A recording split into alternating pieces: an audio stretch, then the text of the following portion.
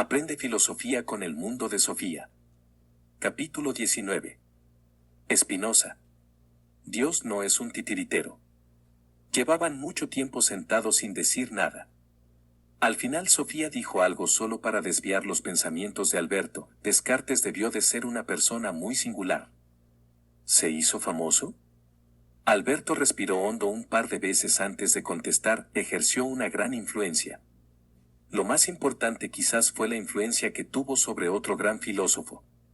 Me refiero al holandés Baruch Spinoza, que vivió de 1632 a 1677. Vas a hablar también de él, así lo tenía planeado, sí.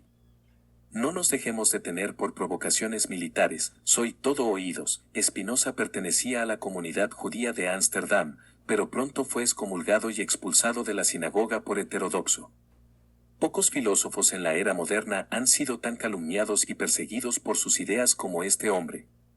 Incluso fue víctima de un intento de asesinato. La causa era sus críticas a la religión oficial. Pensaba que lo único que mantenía vivo tanto al cristianismo como al judaísmo eran los dogmas anticuados y los ritos externos. Fue el primero en emplear lo que llamamos una visión crítico-histórica de la Biblia. Explícate, negó que la Biblia estuviera inspirada por Dios. Cuando leemos la Biblia debemos tener siempre presente la época en la que fue escrita. Una lectura crítica de este tipo también revelará una serie de discrepancias entre las distintas escrituras. No obstante, bajo la superficie de las escrituras del Nuevo Testamento, nos encontramos a Jesús, que muy bien puede ser denominado el portavoz de Dios. Porque la predicación de Jesús representó precisamente una liberación del anquilosado judaísmo. Jesús predicó una religión de la razón, que ponía el amor sobre todas las cosas, y aquí Spinoza se refiere tanto al amor a Dios como al amor al prójimo. Pero el cristianismo también quedó pronto anquilosado en dogmas fijos y ritos externos. Entiendo que ideas como esas no fueran fácilmente aceptadas por las iglesias y sinagogas. Cuando la situación se agravó, Spinoza fue abandonado incluso por su propia familia, que intentó desheredarle debido a su heterodoxia. Lo paradójico es que pocos han hablado tanto a favor de la libertad de expresión y de la tolerancia religiosa como Spinoza. Toda esa oposición con la que se topó dio lugar a que viviera una vida tranquila enteramente dedicada a la filosofía. Para ganarse el sustento pulía vidrios ópticos. Algunas de esas lentes son las que están ahora en mi poder. Impresionante, casi tiene algo de simbólico que viviera de pulir lentes, pues los filósofos deben ayudar a los hombres a ver la existencia desde una nueva perspectiva. Un punto de la filosofía de Spinoza es precisamente ver las cosas bajo el ángulo de la eternidad. Bajo el ángulo de la eternidad, sí, Sofía. ¿Crees que serías capaz de ver tu propia vida en un contexto cósmico? En ese caso tendrías que cerrar los ojos a ti misma y a tu vida aquí y ahora. No es fácil. Recuérdate a ti misma que solo vives una minúscula parte de la vida de toda la naturaleza. Tú formas parte de un contexto inmenso. Creo que entiendo lo que quieres decir. ¿Eres capaz de captarlo? ¿Eres capaz de captar toda la naturaleza de una vez? Sí, el universo entero con una sola mirada. Depende. Quizás me hicieran falta algunos vidrios o péticos. No estoy pensando solo en el inmenso espacio. También pienso en un inmenso espacio de tiempo. Hace 30.000 años vivió un niño en el Valle del Rin. Formaba una minúscula parte de la naturaleza, un exiguo rizo en un mar inmenso. De la misma manera vives tú, Sofía, una minúscula parte de la vida de la naturaleza. No hay ninguna diferencia entre tú y ese niño, al menos yo vivo ahora. De acuerdo, pero precisamente era a ese tipo de pensamiento al que debería cerrar los ojos. ¿Quién serás tú dentro de 30.000 años? Esa fue la heterodoxia. Bueno. Spinoza no solo dijo que todo lo que existe es naturaleza, también decía que Dios es igual a naturaleza. Veía a Dios en todo lo que existe, y veía todo lo que existe en Dios. Entonces era un panteísta, ¿cierto? Para Spinoza Dios no creó el mundo quedándose fuera de su creación. No, Dios es el mundo. A veces se expresa de una manera un poco distinta. Afirma que el mundo está en Dios. Sobre este punto se remite al discurso de San Pablo en el monte del Areópago. En él vivimos, nos movemos, existimos, había dicho San Pablo. Pero sigamos ahora el razonamiento del propio Spinoza. Su libro más importante fue Ética demostrada según el orden geométrico. Ética y método geométrico, a lo mejor suena raro a nuestros oídos. Con la palabra ética, los filósofos se refieren a la enseñanza de cómo debemos vivir para conseguir la felicidad. Es en ese sentido en el que hablamos de la ética de Sócrates y Aristóteles. Es en nuestros días cuando la ética se ha visto reducida a ciertas reglas de cómo vivir para no molestar a los demás, porque pensar en la propia felicidad es ser egoísta, algo así, sí. Cuando Spinoza utiliza la palabra ética, podría traducirse tanto por arte de vivir, como por moral, pero arte de vivir según el orden geométrico, el método geométrico se refiere al lenguaje o la forma de presentación. Acuérdate de que Descartes también quería emplear el método matemático para la reflexión filosófica. Con esto quería decir una reflexión filosófica construida sobre conclusiones rígidas. Spinoza sigue esta tradición racionalista. En su ética quería mostrar cómo la vida del hombre está condicionada por las leyes de la naturaleza. Por ello debemos liberarnos de nuestros sentimientos y afectos, para así encontrar la paz y poder ser felices, opinaba él, pero no estamos determinados únicamente por las leyes de la naturaleza. Bueno, Spinoza no es un filósofo fácil de entender, Sofía. Iremos por partes. Supongo que te acordarás de que Descartes opinaba que la realidad está compuesta de dos sustancias claramente diferenciadas, el pensamiento y la extensión. Como podría haberlo olvidado en tan poco tiempo, la palabra sustancia puede traducirse por aquello de lo que algo consta, aquello que en el fondo es o de lo que proviene. Descartes hablaba pues de dos sustancias. Todo es pensamiento o extensión, decía, no necesito que me lo repitas, pero Spinoza no admitió esa distinción. Opinaba que solo hay una sustancia.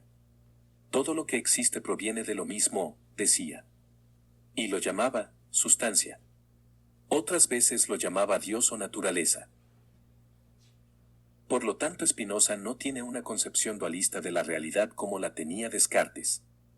Decimos que es monista, lo que quiere decir que reconduce toda la naturaleza todas las circunstancias de la vida a una sola sustancia. Difícilmente se puede estar más en desacuerdo.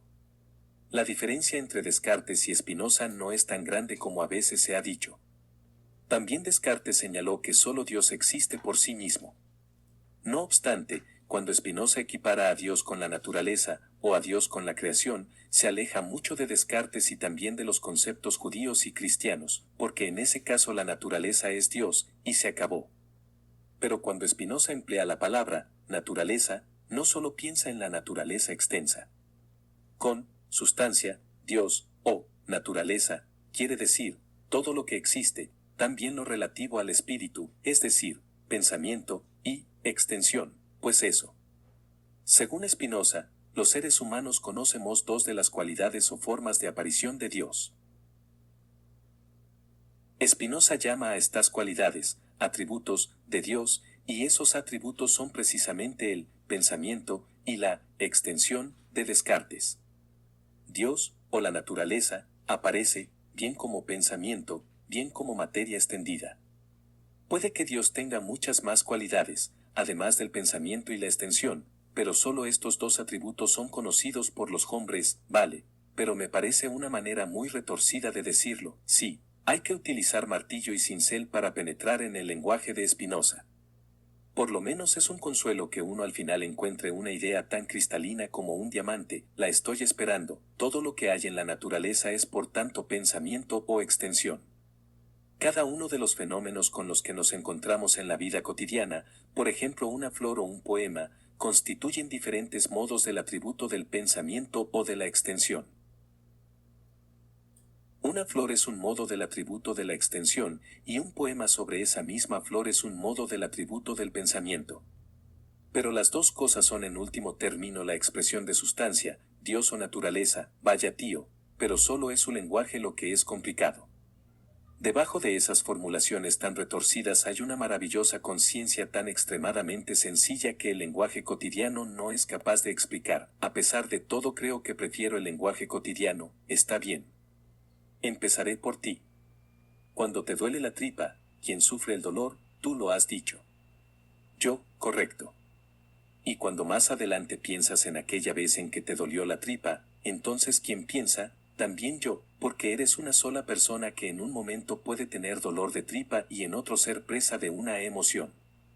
De esa manera, Spinoza pensó que todas las cosas físicas que existen o acontecen en nuestro entorno son expresiones de Dios o de la naturaleza.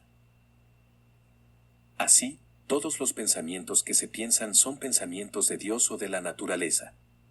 ¿Por qué todo es uno? Solo hay un Dios, una naturaleza o una sustancia, pero cuando pienso algo, soy yo quien pienso. Y cuando me muevo soy yo quien me muevo. ¿Por qué mezclar a Dios en esto? Me gusta tu apasionamiento. Pero ¿quién eres tú? Eres Sofía Amundsen, pero también eres la expresión de algo infinitamente más grande. Puedes muy bien decir que tú piensas, o que tú te mueves, pero no puedes decir también que es la naturaleza la que piensa tus pensamientos o que es la naturaleza la que se mueve en ti.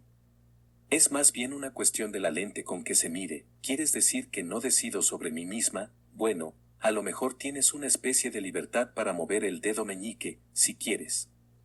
Pero ese dedo solo puede moverse según su naturaleza. No puede saltar de la mano o botar por la habitación.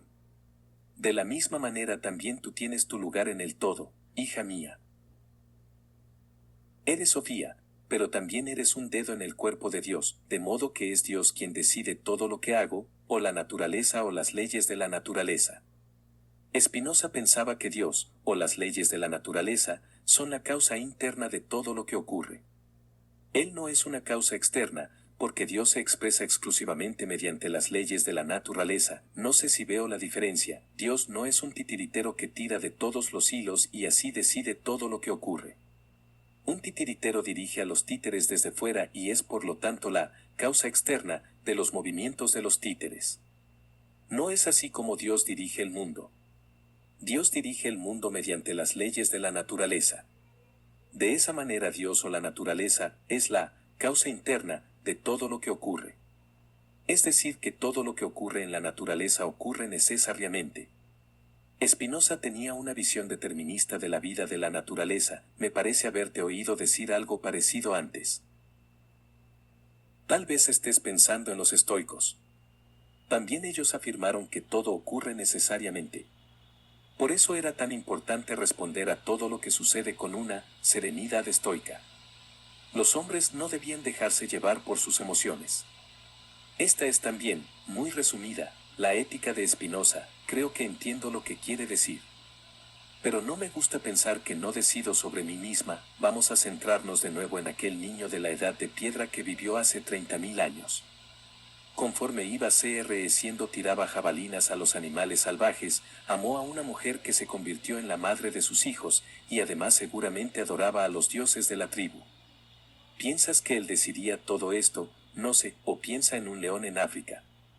¿Crees que es él el que decide vivir como una fiera? ¿Por eso se lanza encima de un antílope cojo? No debería haber decidido vivir como vegetariano. No, el león vive según su naturaleza, o, con otras palabras, según las leyes de la naturaleza. Eso lo haces tú también, Sofía, porque tú también eres naturaleza. Ahora podrás objetar, con el apoyo de Descartes, que el león es un animal y no un ser humano con capacidad espiritual libre. Pero piensa en un niño recién nacido. Llora y grita, y si no se le da leche se chupa el dedo. ¿Tiene este bebé una voluntad libre? ¿No entonces cuando obtiene el niño la libre voluntad? A los 2 años corretea por todas partes señalando lo que hay a su alrededor. A los 3 da la lata a su mamá y a los 4 de pronto le entra miedo de la oscuridad. ¿Dónde está la libertad, Sofía? No lo sé. A los 15 años se pone delante del espejo y hace pruebas con el maquillaje. Es ahora cuando toma sus propias decisiones personales y hace lo que quiere. Entiendo lo que quieres decir. Ella es Sofía Amundsen, ya lo creo. Pero también vive según las leyes de la naturaleza. Lo que pasa es que no se da cuenta de eso porque hay muchas y muy complejas causas detrás de cada cosa que hace. No creo que quiera oír ya más. De todos modos has de contestar a una última pregunta. 2 árboles de la misma edad crecen en un gran jardín. Uno de ellos crece en un lugar con mucho sol y tiene fácil acceso a tierra nutritiva y al agua. El otro árbol crece en una tierra mala en un sitio de mucha sombra.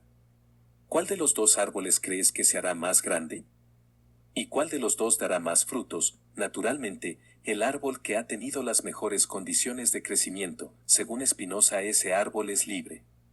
Ha tenido una libertad total para desarrollar sus posibilidades inherentes. Pero si es un manzano, no ha tenido posibilidad de dar peras o ciruelas. Lo mismo ocurre con los seres humanos.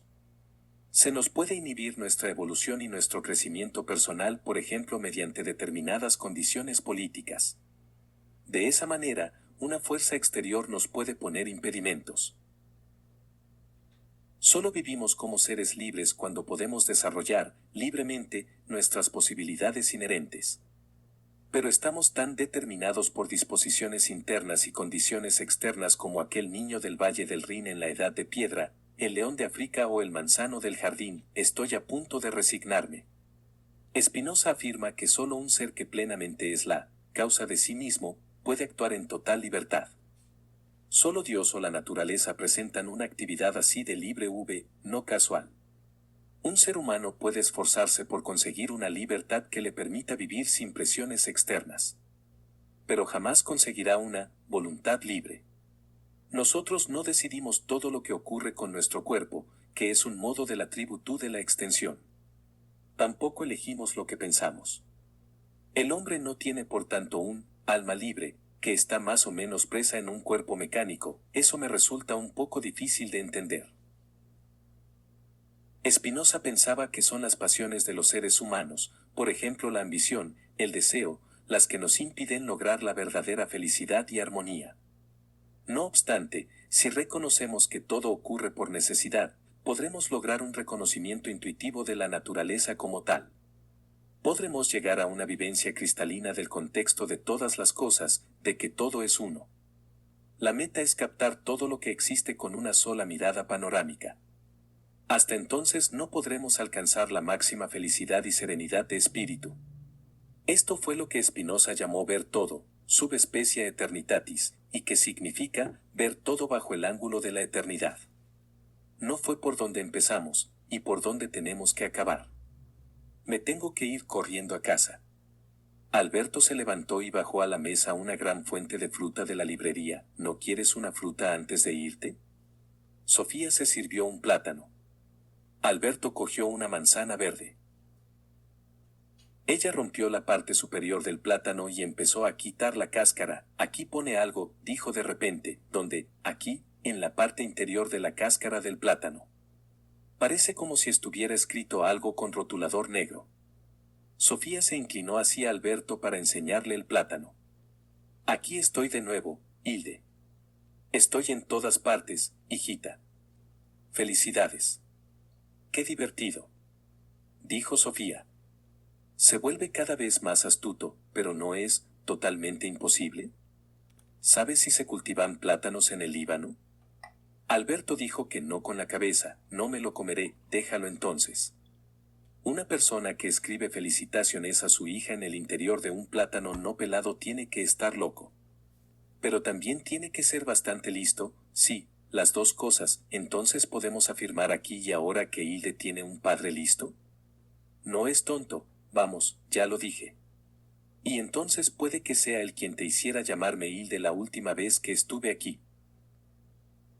Puede ser él quien nos ponga todas las palabras en la boca. No se debe excluir ninguna posibilidad.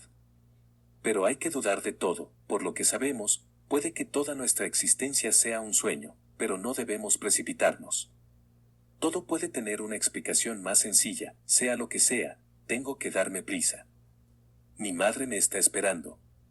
Alberto acompañó a Sofía a la puerta. En el momento en que se marchaba él dijo: volveremos a vernos, querida Hilde. Al instante siguiente, la puerta se había cerrado tras ella.